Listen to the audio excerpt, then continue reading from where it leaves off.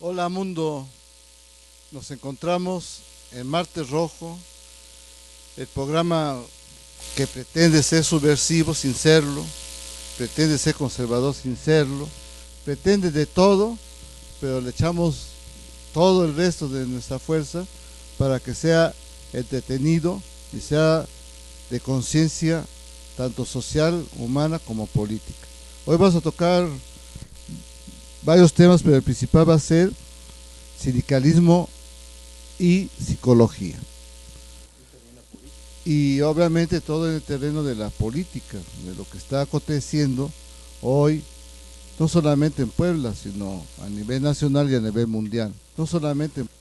Enrique, ¿para ti qué es el sindicalismo unido con la cuestión psicológica?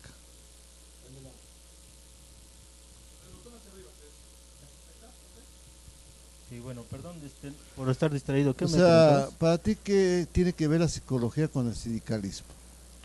Bueno, de hecho, la ciencia de la conducta, el conocer, el saber la forma de comportarse de unas personas, tiene mucha injerencia en todo comportarse de unas personas, en política, en sindicalismo, etcétera. Ah, Por niveles, ¿no? Podemos plantear que una persona con ciertos rasgos, digámoslo así, enfermizos, logran tener el poder y no lo sueltan, por cierto, no lo sueltan y se mantienen. Y eso tiene que ver con las personas que llevan el sindicato. Yo hablando ya propiamente de lo que, donde yo milito, en el Suntuap, por ejemplo, ¿no? Tenemos a un compañero, si es que se puede decir compañero, que tiene aproximadamente ya 10 años de ejercer el poder sindical, cuando los estatutos plantean que nada va a ser tres años y a lo máximo, una reelección, nada más, o sea, 6 años. Hoy ya tiene 11 años y dice uno, bueno, ¿por qué se aferra a eso? En algunas cosas decían, bueno, ¿por qué se aferra al poder? Y desde el punto de vista de la psicología, es porque el individuo jamás ha sido una persona de renombre y cuando le dan o lo ponen o gana ese puesto, no lo acepta, no lo suelta, ¿eh? No lo suelta por más que le digan que está haciendo malas cosas, no lo puede aceptar y no suelta el poder. De eso yo creo que mi compañero Rogelio puede, porque él me escribió, si no me recuerdo, un pequeño documentito que se llamaba ¿qué? El dictador, algo así. El pequeño dictador. Me parece que sería interesante que nos platicara sobre eso. Sí, mira, yo creo que yo tenía un compañero, desgraciadamente ya falleció, y decía que hay gente que no tiene tal personalidad que hasta en un velorio quisiera ser el muerto con tal de figurar. Es una cuestión de patológica de egos, digamos, pero también desde el punto de vista de la psicología, es una persona que no tiene identidad, ¿no? Y entonces con tantito poder que tenga, se sienten como los que hasta con actitudes mesiánicas, ¿no? Yo recuerdo en el caso de Guillermo López Mayo, que viene en este momento a la plática, en algún momento él planteaba que él se iba a retirar de la vida sindical cuando dejara solucionado todos los problemas que existían al interior del sindicato. Entonces ahí te demuestra que es una persona que, que se subió al ladrillo y le quedó grande, ¿no? Está a punto de ahogarse en su cuestión de falta de personalidad y lo vemos no solamente con él, lo vemos con muchos políticos hoy en día que esta situación de poder los enferma, porque también si lo vemos desde el punto de vista de los psicólogos, ellos ya están enfermos de poder y lo vemos con el actual gobernador de Puebla, ¿no? El actual gobernador de Puebla es una persona enferma de poder que trata por todos los medios de centralizar ese poder al grado de que hoy ha mandado una iniciativa al Congreso del Estado y obviamente avalado por los diputados, donde hoy va a reprimir con balazos cualquier manifestación tranquila por lo que se ve, ¿no? Entonces el libre derecho a la expresión, a la agrupación, con estas medidas, pues en Puebla parece que van encaminadas a frenar cualquier tipo de esta situación. Entonces yo creo que ahí el problema del poder enferma y como tal deben tratarlo los psicólogos de definir por qué esa situación tan enfermiza de estas personas que llegan al poder y que no lo quieren dejar. Manuel. Tantito nada más que quiero remarcar algo, esto porque es muy importante. Cuando la patología de un individuo enfermo de poder se presenta, tiene varias características. Uno de ellos la acción de mentir por mentir, con tal de mantener cierto grado de poder o el poder en sí. De hecho, lo vemos en muchos dictadores que empiezan a decir cosas que no es correcto para la sociedad, pero para que ellos se puedan mantener. Es más, eso me trae a colación lo que hoy, el día 20 de este mes, acaban de aceptar el Estado, el Congreso. Hoy 20, el Congreso, sí, por eso. Fue el 20 ayer, sobre la cuestión del uso de fuerza por la idea de manifestarse, ¿no? En su artículo 40 de esta aceptación decían algo así, aberraciones, ¿no?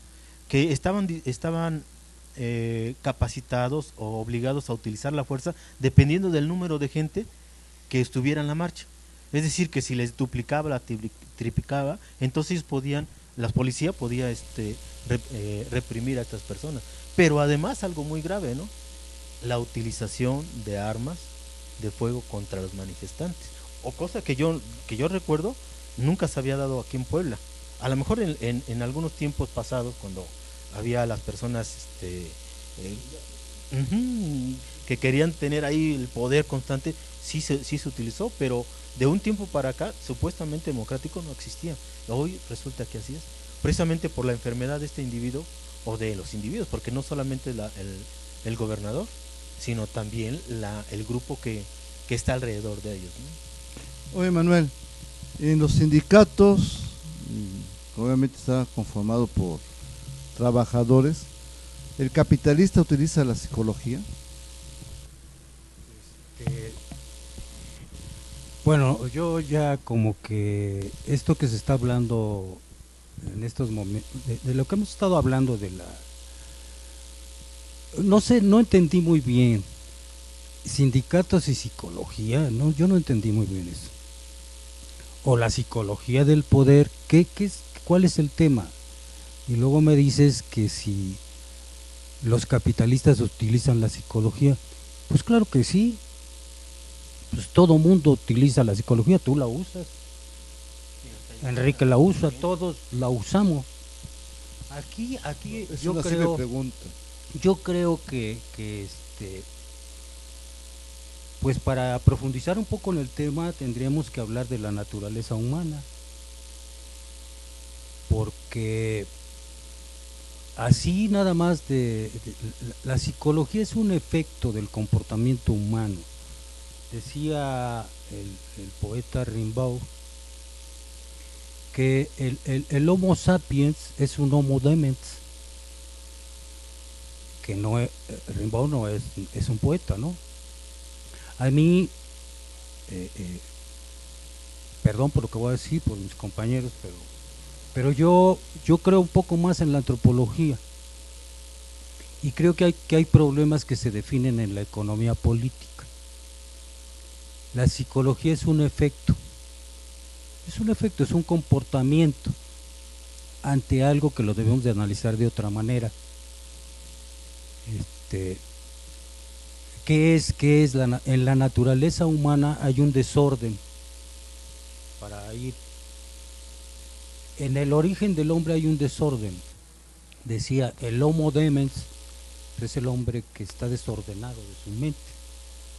Pero Rimbaud decía una cosa muy interesante, que el desorden espiritual o el desorden de la mente es sagrado. O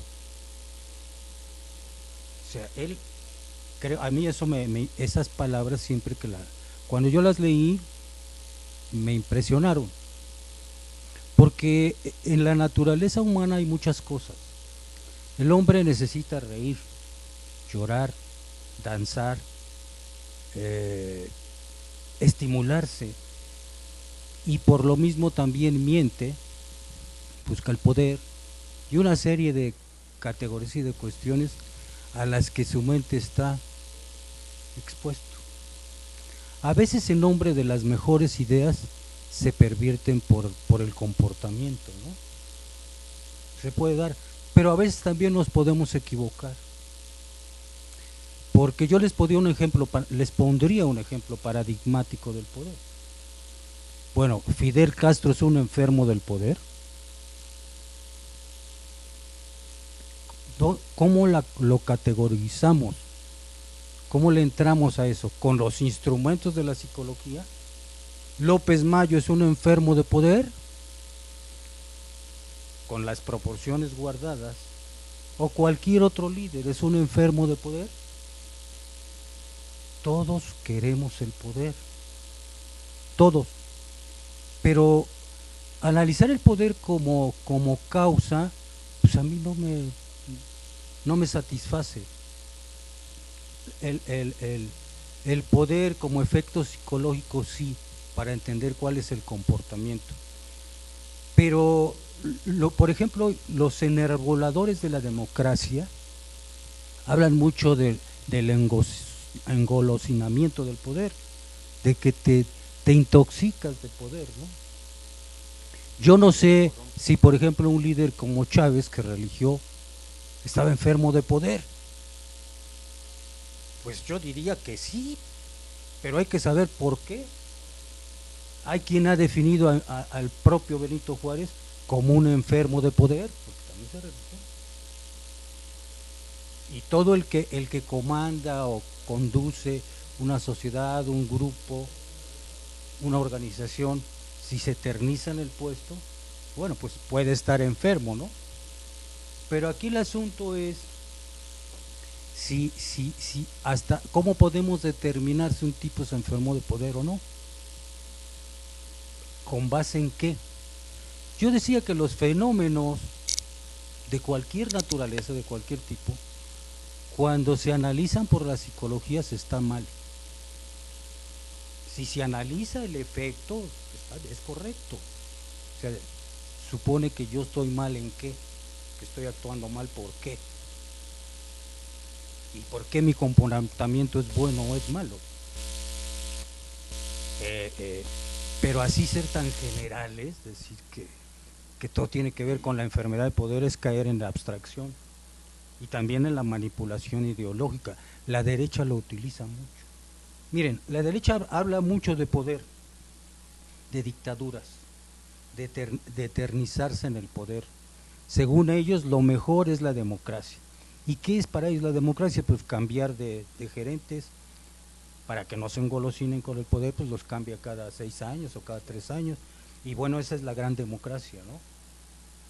Nada más que hay otro poder por encima de ese poder, que es una verdadera dictadura, y que es con lo que verdaderamente a veces se enajenan los seres humanos, que es el poder del tener, del dinero. Que una cosa es poder y otra cosa es tener. A veces se confunden los términos. Entonces yo creo que para analizar este asunto de la psicología y el sindicalismo, pues yo no le encuentro mucha relación, salvo que esté equivocado. Hay un libro que escribió Goebbels, que se llama Psicología de las Masas. Y él delinea cómo hay que controlar a las masas, qué tipo de lenguaje hay que utilizar. Y la primera frase que se le ocurrió a Goebbels fue: construyamos la gran Alemania. Después de la crisis que había vivido Alemania en los 20, a principios de los 30, y el ascenso de los nazis por la vía electoral, porque los nazis suben al poder por la vía electoral, no dan un golpe de Estado, después dan el golpe de Estado y se eternizan, quieren gobernar 1000 años. Pero él ahí delinea totalmente esta cuestión de cómo se puede sujetar la mente del ser humano, con una sola palabra. Luego otra, construyamos la gran Alemania. Otra, hagamos autopistas en toda Alemania, pan y casa para todos los alemanes. Alemania es la gran partera de la historia. Y así un sinfín de palabras que utiliza.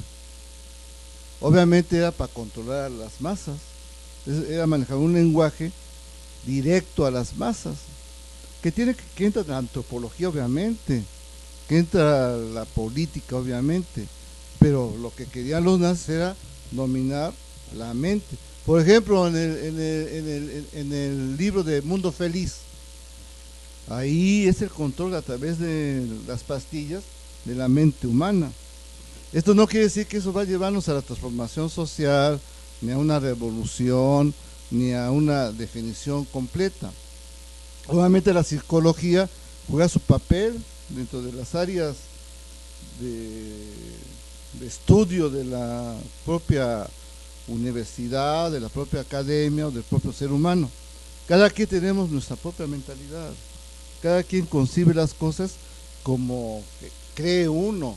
A veces tenemos la razón, pero a veces nos equivocamos. Nadie es perfecto, todos tenemos errores y todos tenemos aciertos.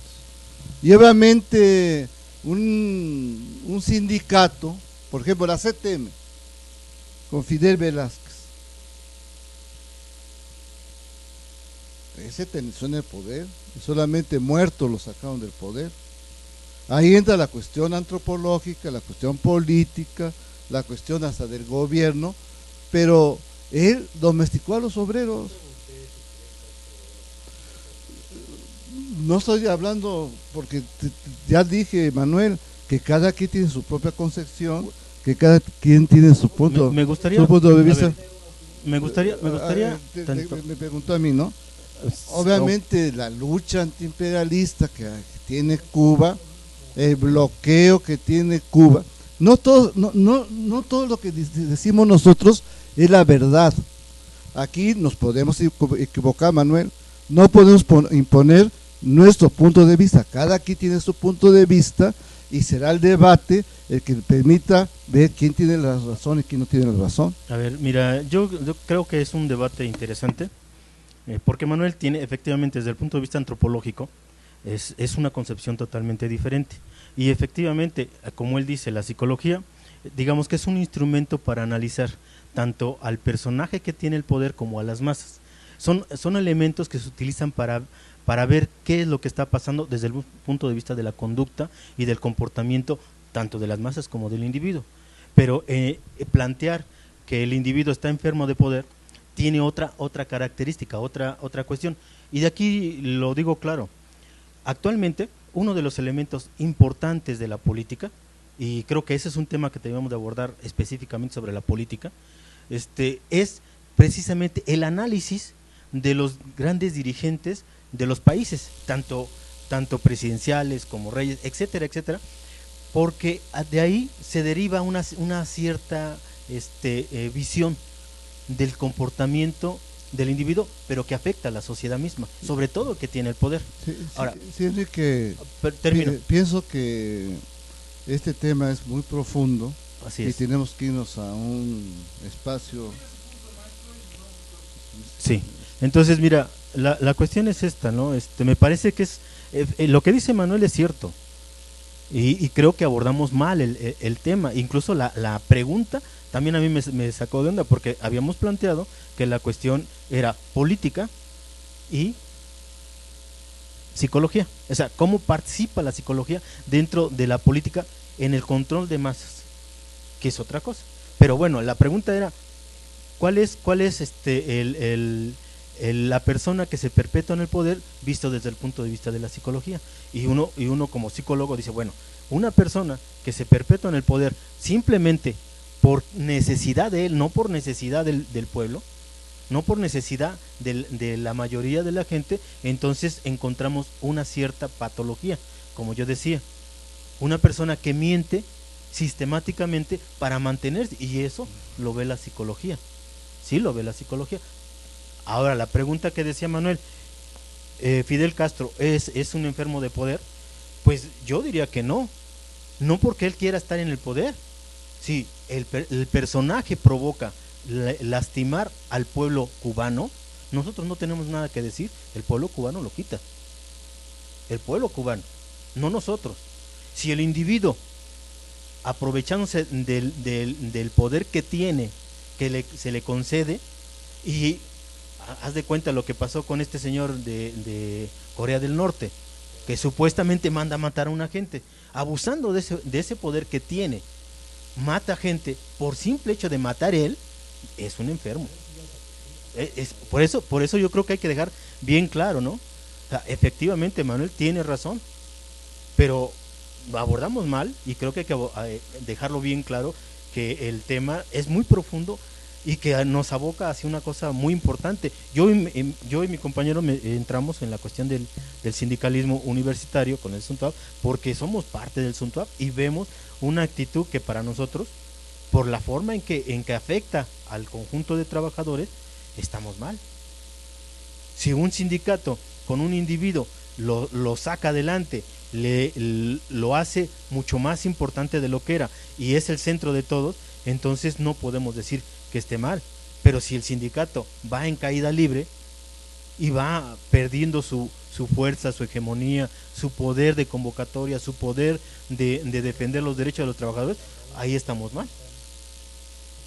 ¿Sí? En eso. Pues terminamos este espacio. Ahora sí. Salimos un ratito del fuego para enfriarnos un poco la mente.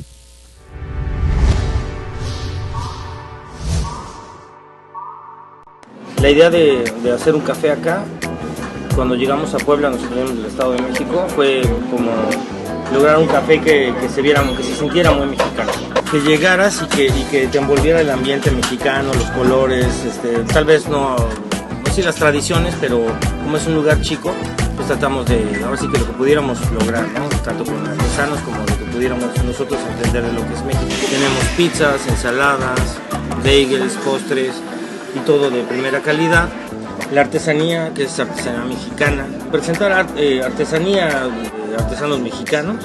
Como viene mucho extranjero, pues también se vaya al extranjero, ¿no? Obviamente toda la artesanía que tenemos aquí está a la venta, y entonces eso hace pues, que se lleven un cachito del café a otra parte del mundo, ¿no? O a otro estado, o aquí mismo en Puebla. De lunes a viernes estamos abiertos de 10 de la mañana a 9 de la noche, y en fin de semana de 11 de la mañana a 9 de la noche. Estamos en 3 Oriente 607, esquina con 6 Sur. El Café Milagros se llama Café Milagros porque, aparte de que es algo como muy mexicano, estamos llenos de milagritos.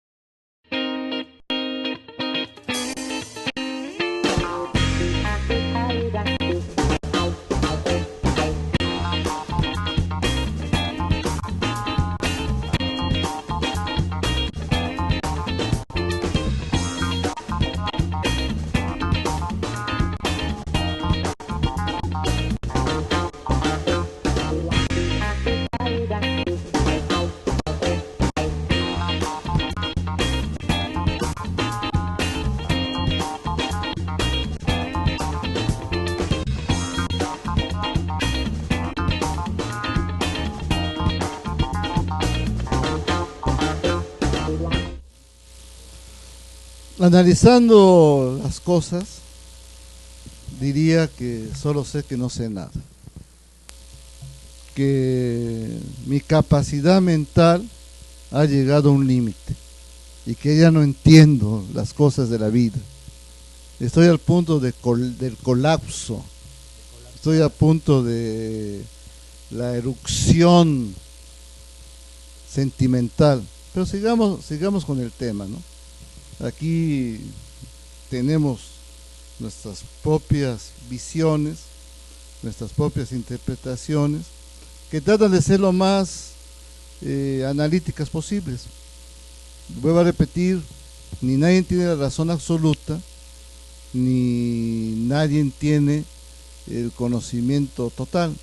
Somos dialécticos y estamos expuestos a cometer errores. En el caso se piden disculpas y también tener aciertos. Bueno, regresando al tema sobre la cuestión sindical, en este contexto los sindicatos siguen funcionando de acuerdo a su origen, Bueno, la pregunta es, ¿en ese contexto los sindicatos siguen funcionando como en su origen? No, pues es que hablamos de cuestiones, digámoslo así, muy subjetivas. De hecho, cambian. Todo sistema o todo sistema tiene un procedimiento, avanza y se va modificando. No recuerdo si fue Aristóteles el que dijo, no te bañes con el agua de un mismo río al otro día. O sea, va modificando. Y obviamente que una persona con unas características donde el poder o la cabeza de ese sindicato que tiene el poder lo utiliza en forma personal, por decirlo así, obviamente va hacia un camino que puede ser contrario a la mayoría de los trabajadores. Y entonces en ese sentido yo diría no funciona. Si un sindicato que nace combativo, luchador, que tiene una gran potencial, que es representativo de los universitarios y de las luchas de los universitarios, etcétera, etcétera, de repente sube un individuo que dice esta es la forma de trabajar y se ve que ese procedimiento aleja a las masas, aleja el trabajo cotidiano, el trabajo para el cual está creado, lo aleja, entonces está mal, está funcionando mal, o no sé cómo veas, no sé cómo opines. Bueno, yo recuerdo en algún libro de Marx, me parece que es una de las cartas que Marx escribe a Engels, en el que le dice Marx a Engels a Marx, no recuerdo, que algunos compañeros que estaban ya dentro de la línea de lo que estaba pregonando el marxismo, o Marx, más que el marxismo, pregonando Marx, empezaban a fluir estas ideas, se da la primera reducción de la jornada laboral, que es en Manchester, Inglaterra, con los trabajadores. Se reduce la jornada, que creo que era de 14 o 15 horas, a 9 o 10 horas, no recuerdo bien, pero hay una reducción de la jornada, y entonces Marx saluda esa reducción y dice que es bienvenida esa reducción, que es un logro del trabajo, del esfuerzo, de la lucha de los trabajadores. Y se le vienen encima diciendo que ya está con la burguesía, como sucede mucho, ¿no? en nuestras organizaciones de izquierda. Hay mucho relativismo, hay mucha falta de información, a veces hasta son medio chabacanos, ¿no? Como se decía antes. Y Marx dice, ahí es donde comienza él a empezar a delinear lo que posteriormente va a tomar Lenin y va a tomar Trotsky, en el sentido de que las luchas reivindicatorias de los trabajadores en sus sindicatos es ahí donde se dirimen. El área sindical, el espacio sindical es donde se organizan los trabajadores para defender lo que han logrado históricamente. Ahí van a luchar por reivindicaciones, por prestaciones, etc. La otra cuestión que ya la habíamos planteado aquí, que es lo que los trabajadores no debemos de separar de nuestro pensamiento, es que la lucha es fuera del gremio, con visos a formar un partido de la clase trabajadora. Eso diríamos que es en la ortodoxia. Hoy podríamos entenderlo de otra manera. Porque ¿qué ha sucedido? Aquí hay que entrar a cosas un poco más serias, ¿no? Mire, a raíz de la terminación de la Segunda Guerra Mundial, hubo un periodo que abarcó de 1944 a 1970. Y en ese periodo, que por cierto Trotsky también lo analiza en un texto sobre la contrarrevolución, porque Trotsky dice que quien crea que el capitalismo está feneciendo o que ya está acabado, que estaban equivocados, que el capitalismo tenía que dar todavía mucho, que los trabajadores debían de seguir en la organización y debían de seguir en la lucha, pero que el capitalismo no estaba de ninguna manera liquidado. Lo que pasó es, como lo decíamos la vez anterior, es que hubo un fuerte desarrollo de las fuerzas productivas Y entonces, ¿con qué objetivo se desarrolló tanto el capitalismo? Primero, para contener a las organizaciones obreras y a los movimientos de los trabajadores. ¿Cuál era la forma y cuál es la forma? Los que han estado formalmente dentro de un sindicato lo saben mejor que nadie. Eso es independientemente de sus líderes, que sean corruptos o no lo sean, es lo que ha pasado. ¿Qué es lo que pasa? A los trabajadores se les empiezan a dar una serie de beneficios. Pues un mejor salario, mejores prestaciones, mejores horarios de trabajo, les crean centros recreativos, etcétera, ¿no? Mejor sistema de salud. Eso se dio para tranquilizar y para controlar a los trabajadores. Eso de alguna manera empieza a detener la marcha del movimiento obrero en el mundo en general, aunque digamos que acá era en menor grado, pero ya empezaba a elitizarse el trabajo. Y los trabajadores pues cuidan su fuente de trabajo. Ahí sí podríamos decirlo que psicológicamente pues es la forma de cómo viven, pues tienen que ir. Lo mismo pasó en la universidad. En la universidad, para controlarla, independientemente de que venía de una forma de gobierno, había dos formas, y ustedes lo saben mejor que nadie: dinero y represión, al que no lo quisiera. No hasta instrumentaron grupos de porros dentro de la universidad, nadie se podía mover, y a todos darles dinero. Cuando Piña Olaya interviene ya directamente en la universidad, llama a un grupo de universitarios y les dice: va a haber mucho dinero hasta para ustedes. Eso se sabe, es un secreto a voces, todo el mundo lo sabe. Y entonces toda esa gente, los dojes sobre todo, pues ahí ven la gran mina de oro y el trampolín político y empiezan a comprar conciencias. Y la mejor forma de disminuir un sindicato como el Suntuar, pues, era sobornando, y al que no, pues creo que lo perseguían o lo golpeaban, ¿no? O lo expulsaban o lo indemnizaban. Eso fue disminuyendo el poder. Lo que el sindicato como tal pudo hacer, yo lo dije la semana pasada, pues ha sido bastante significativo. Tiene su valor, ¿no? Tiene su valor, porque se ha estado contra muchas cuestiones que afectaban y afecta, y el Suntuap se volvió en un espacio de lucha que tuvo que mirar afuera.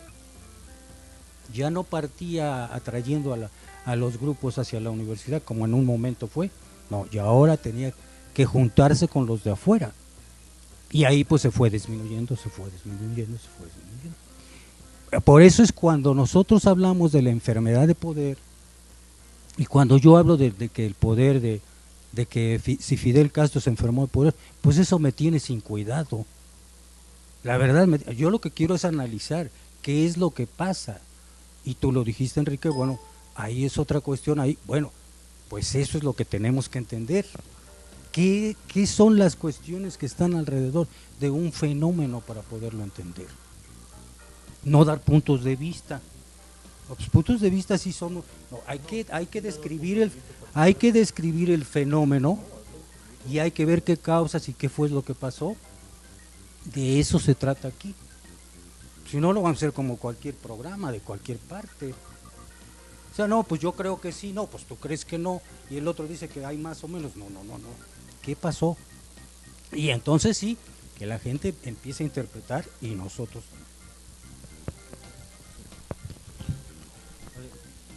Rápido. No, cuando uno da su concepción de cualquier fenómeno, obviamente tiene que analizar y profundizar.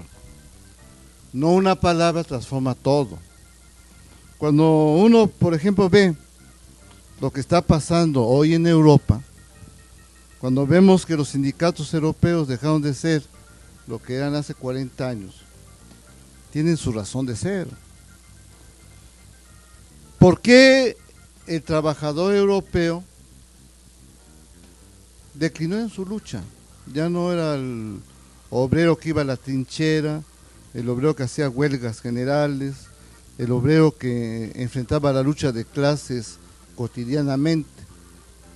Por el auge capitalista que hubo en el boom de los 70, 80, 90, donde hubo grandes victorias del socialismo en Vietnam, en Laos, en Camboya, que fue un gobierno autoritario, pero triunfó la idea socialista.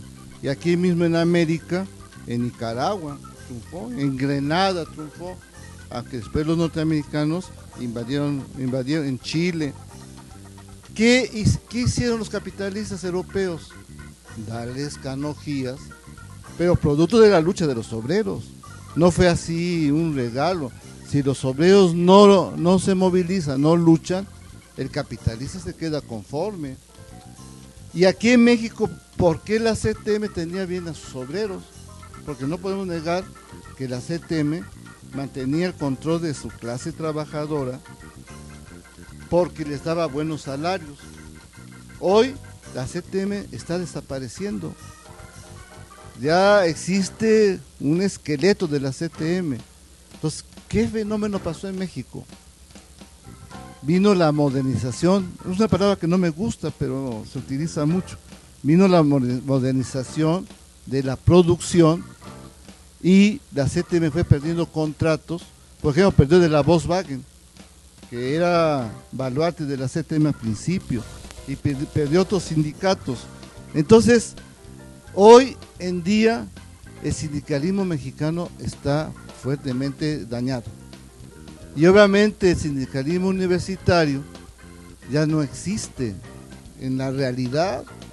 Si hablamos de lo que es un sindicato que lucha, que hace paros, que hace demandas, que hace huelgas, la universidad desapareció ese tipo de lucha.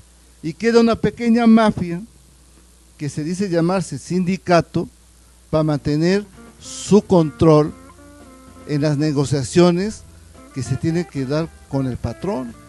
Eso es lo que está pasando en la universidad. Y los esquiroles que están a favor de ese sindicalismo blanco, pues están contentos porque no piden, ahora ya no quieren aumento de salario, quieren conservar el trabajo, solamente el trabajo.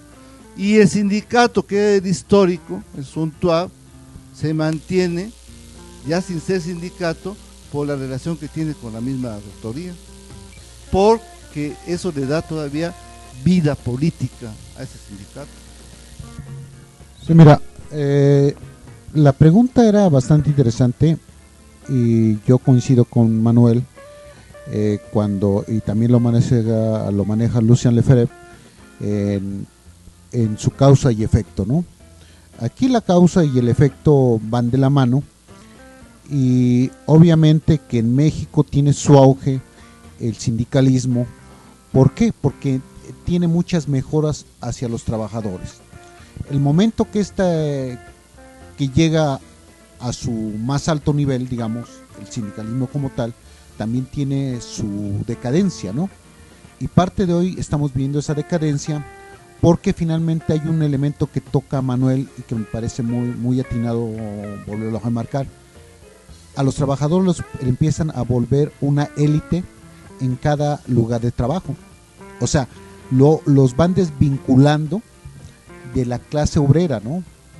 De la clase trabajadora como tal, ¿no? Porque en la medida que tú, por ejemplo, le dices a un trabajador de Volkswagen, tú eres un trabajador, ellos no, ellos dicen somos algo así como especializados, y no quieren saber nada, por ejemplo, de los trabajadores de la construcción, de un albañil. Eso peyorativamente para ellos es un golpe, decirle que están en el mismo saco.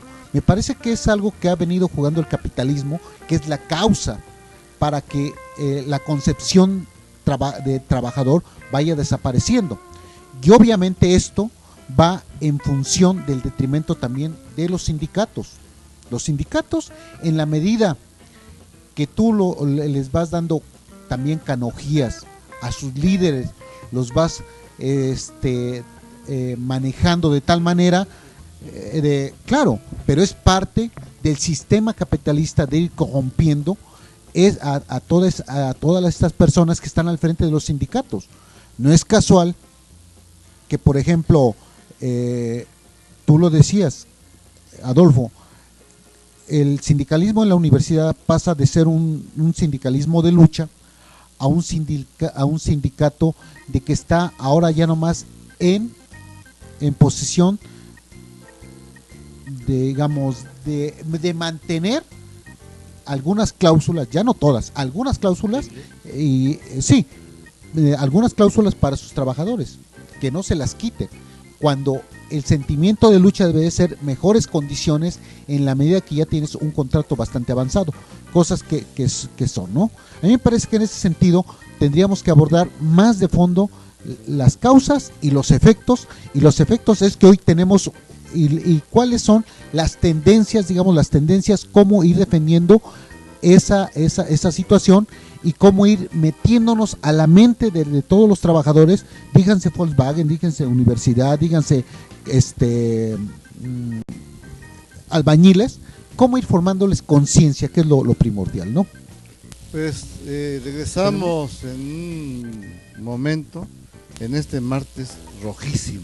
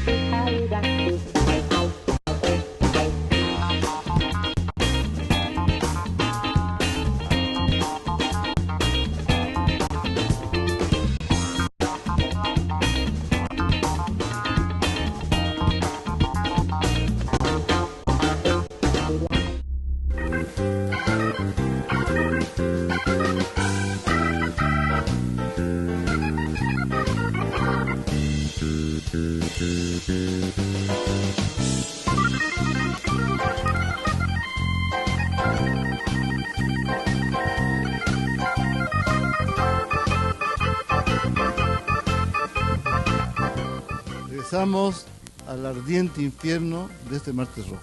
Sí, yo antes de que nos interrumpiera el tiempo, yo quería decir algo que me parece muy importante. Efectivamente, la situación en que vive el sindicalismo universitario y sobre todo el sindicalismo de la UAP tiene ciertas características que son de importancia para el movimiento de los trabajadores y que también tiene sus consecuencias psicológicas. Por ejemplo, desde los 80s, a finales de los 80s, sabíamos que la clase supra, la clase que gobierna en cierto sentido nuestro país, había planteado la necesidad de transformar algunas de las, más bien no algunas, sino todas las cuestiones políticas, como era la educación, en un negocio en lugar de un derecho. Y planteaban precisamente que la educación debería convertirse, y la Universidad Autónoma de Puebla era una de las primeras en transformar, que debería de ser transformadas. Adolfo mencionó de que Piña Olaya negoció. Manuel, efectivamente, por allá de los 90, del 89-90, ¿mande? Sí, pero antes estaba Piña Olaya. Allá del 89-90, precisamente se da un golpe a la universidad con la intención de transformar lo que era la educación pública, universitaria, superior, en en un negocio. Y tan es así que en ese entonces existían a máximo unas 5 o 6 universidades privadas. En la actualidad existen más de 200 universidades privadas. Y lo curioso es que de esas universidades privadas, muchas son de la gente que comandaba la universidad en ese tiempo y el mismo gobierno, que sabía perfectamente bien qué es lo que quería. Se introducen en la universidad y aquí hay algo muy interesante, porque a los trabajadores los hace creer como una lucha interna entre trabajadores y toman el Carolino. Y ahí viene la negociación que mencionaba Manuel. Pero además, la reacción de los trabajadores, porque hay que dejar claro, y aquí viene algo de la psicología. Muchos de los supuestos comunistas, y quiero decir, mejor dicho, marcar bien claro que José de Ojercorte, y el nombre del que se robó la lana, José de Ojercorte, era comunista. Y yo digo un trasfuga del comunismo porque él aceptó esas negociaciones.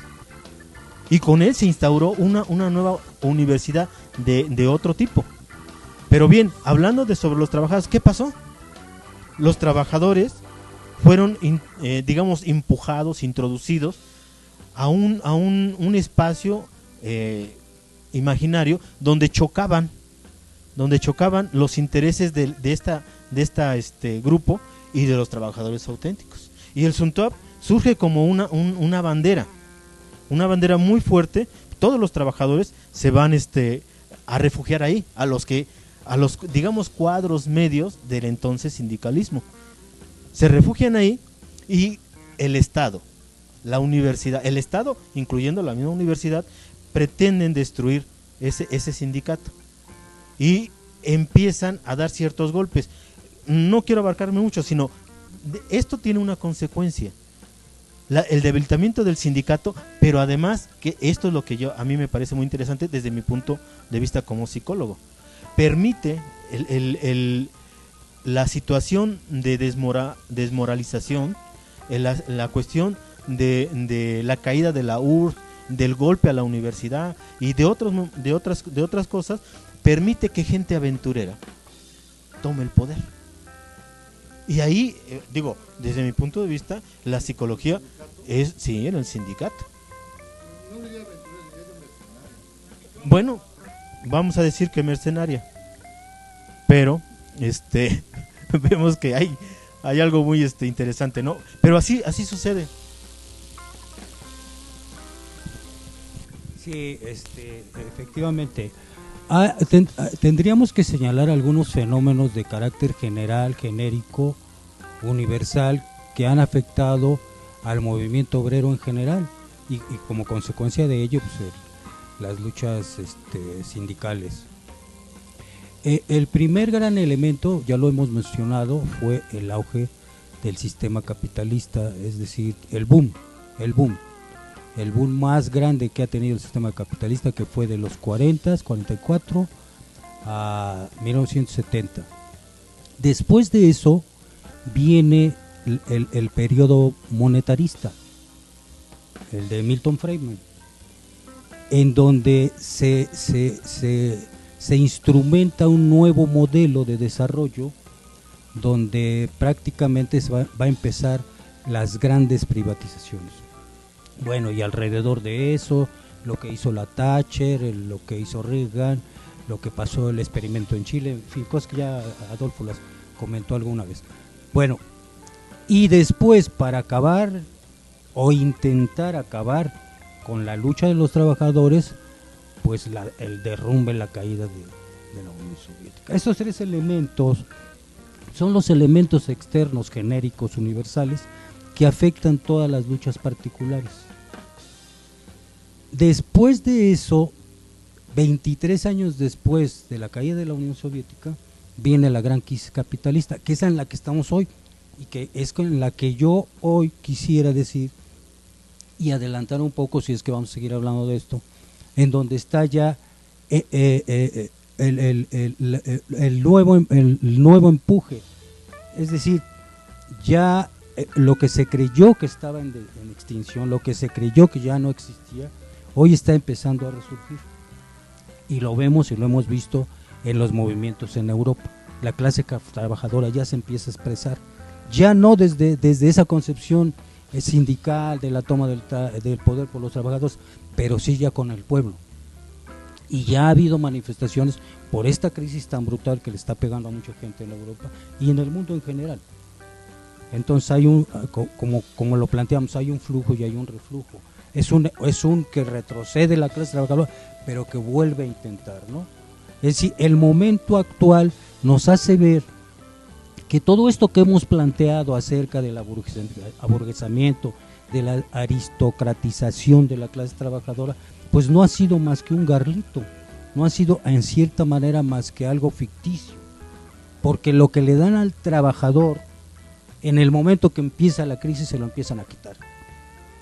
Y hoy la clase trabajadora en Europa ya se dio cuenta de eso, de que en un periodo cuando hay, pero cuando ya no hay, entonces empiezan a restringir sus derechos, a quitarles, a pegar con el desempleo, la crisis del desempleo que es la más brutal, y todo esto se está manifestando en el mundo entero con la crisis mundial financierista del capitalismo. Eso es lo que ahora, en un momento dado, se espera que soplarán vientos mejores para la clase trabajadora. Sí, mira, yo nomás para concluir, me parece que hoy esto último que manejaba Manuel, cuando dice que los sindicatos tienen que mirar hacia la cuestión popular, nosotros lo empezamos a vivir este 1 de mayo. Hoy, este 1 de mayo, vimos que la parte, digamos, fuerte, ya no fueron los trabajadores los que marcharon en la columna independiente, sino fue toda esta cuestión popular donde se van sumando los movimientos en contra de la represión y en contra, en este caso, de las políticas de muerte, creo que le llaman, ¿sí? Proyectos de muerte, donde el mayor número de gente que participó este 1 de mayo efectivamente fue toda esta gente que llegó, ¿sí? Y que no precisamente tiene que ver con la cuestión meramente de los trabajadores, sino ya es un movimiento popular. Yo nomás quisiera precisar algo que decía Enrique. Toda esta gente que sale de la universidad o que llega a la universidad, digamos, cooptada por Piña Olaya, finalmente después ellos tienen sus universidades privadas, ¿no? En el caso de una persona que sea muy de izquierda, a lo mejor ustedes algunos lo conocen, como Jorge Sánchez Zacarías, hoy tiene su universidad, la Universidad Benito Juárez, que tiene campus en Amozoc y en Puebla, ¿no? Y por ejemplo, otro que se decía, ¿cómo se llama? También de izquierda y todo, que es José Doher, hoy es el dueño de la Universidad Tolteca, ¿no? Y Enrique Agüera, ¿no? El mismo Enrique Agüera, que es toda la Universidad de Oriente, y que además ha comprado una serie de cuestiones, Germán Molina Carrillo, toda esta gente que de alguna manera se vio beneficiada con el boom de la universidad en su parte democrática, pero también que le sirvió mucho el sindicato para que llegaran a esos puestos de poder. Ya nos dice nuestro productor que el tiempo se está agotando y dentro de 8 días, en el próximo martes rojo, plantearemos la vigencia hoy en día del sindicalismo mundial. Si el sindicalismo mundial tiene expectativas de lucha como se está dando en Europa y en otras partes del mundo, o el sindicalismo ya pasó a la memoria. Entonces, de 8 días profundicemos con el tema. Camarada Enrique, aguántese un rato para su análisis, porque ahí el productor nos está diciendo que se agota el tiempo y nos quedaría solamente para despedirnos, empezando por compañero Rogelio. Sí, me parece que finalmente, nomás como para entrar de esta situación, yo digo que el sindicalismo no ha acabado, simplemente se tiene que sumar al movimiento popular. Sí, Sí, de igual forma, hay gente que dice que, y de hecho la estadística deja bien claro, el número de sindicalizados en México es raquísimo, poquísimo, vaya. Y el número de sindicatos igual. Pero aún así, a pesar de toda la ofensiva que ha desatado la clase poderosa y la clase burguesa y la clase capitalista contra los trabajadores, en la idea de que el sindicalismo no debe existir, que es algo, yo creo que no es así. El sindicalismo sigue teniendo una fuerza bastante grande. Y aquí meto mi cuchara rápido. Me gustaría que abordáramos sobre, no en este, ni en el próximo, pero que lo agendáramos, sobre el fenómeno de la política. ¿Qué cosa es la política? Porque eso es un elemento importante. ¿Con qué luchamos? ¿Cuál es el instrumento con la que los trabajadores o los ciudadanos luchamos? Y me parece que es la política y tenemos que ahondar en eso. Bueno, ya nos despedimos, un abrazo a todos y regresaremos la próxima semana y trataremos de profundizar en estos temas. Gracias, saludos Adolfo, Manuel, Rogelio y Enrique. Pues nada más para despedirme, ojalá y los sindicatos democráticos y progresistas renazcan y se fortalezcan. Gracias. Pues dentro de 8 días, en el análisis que haremos, veremos si el sindicalismo y el movimiento popular pueden dar la lucha hacia el futuro, pero les planteo, ellos no van a hacer la transformación. Debe ser un partido de clase, que será tema cuando toquemos la política. Entonces, dentro de 8 días hablaremos del sindicalismo actualmente y su alianza con el movimiento popular. Hasta dentro de 8 días, desde el infierno, nos despedimos.